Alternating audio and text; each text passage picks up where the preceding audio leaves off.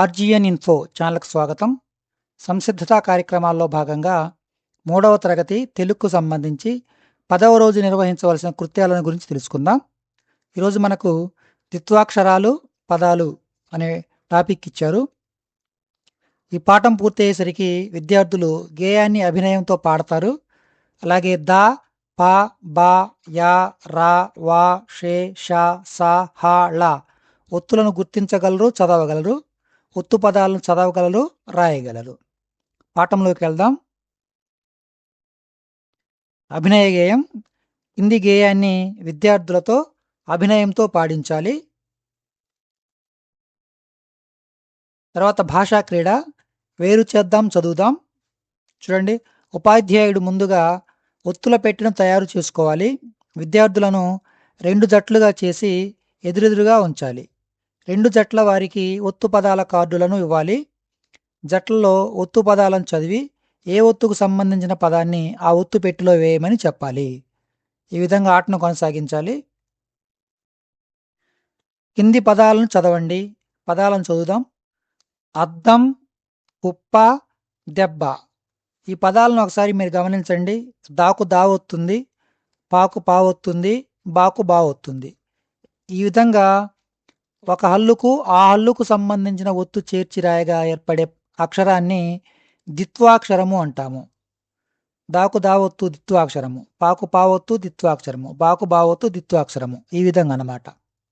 తర్వాత చూడండి, రొయ్య, మర్రి, కవ్వం, కళ్ళెం, లెస్స, గుర్రం, సబ్బు, వియ్యం, చెప్పు.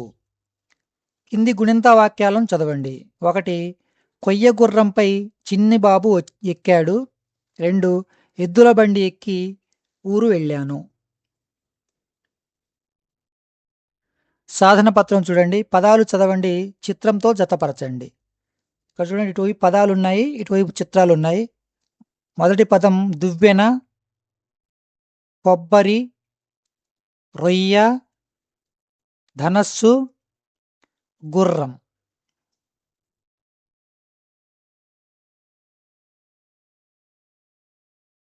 పదాలను కలిపి చదవండి, రాయండి. చూడండి, సగ్గు బియ్యం, కొర్ర బియ్యం, తెల్ల బియ్యం. పదాలను కలిపి ఇక్కడ రాయండి. తర్వాత ఎర్ర బస్సు, పచ్చ బస్సు, అద్దాల బస్సు. రాయడం.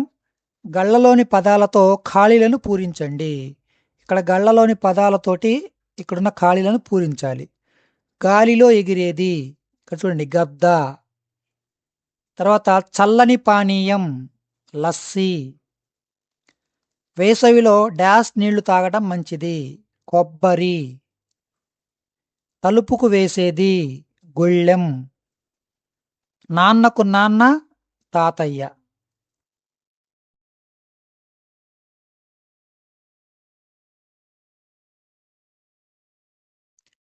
కింది పదాలను ద్విత్వ పదాన్ని గుర్తించండి. కింది పదాల్లో ద్విత్వ పదం చెరువు, కొడవలి, బుర్రమీసం, గొడుగు. ఇక్కడ చూడండి, బుర్రమీసం రాకు రావస్తుంది కదా, దీన్ని ద్విత్వాక్షరము అంటాము. కాబట్టి ద్విత్వాక్షరంతో కూడిన పదం ఇది. కాబట్టి ఆన్సర్ ఈ. తర్వాత ఉక్త లేఖనం. ఉపాధ్యాయులు చెప్పే పదాలను ఇక్కడ మనం రాయాలి.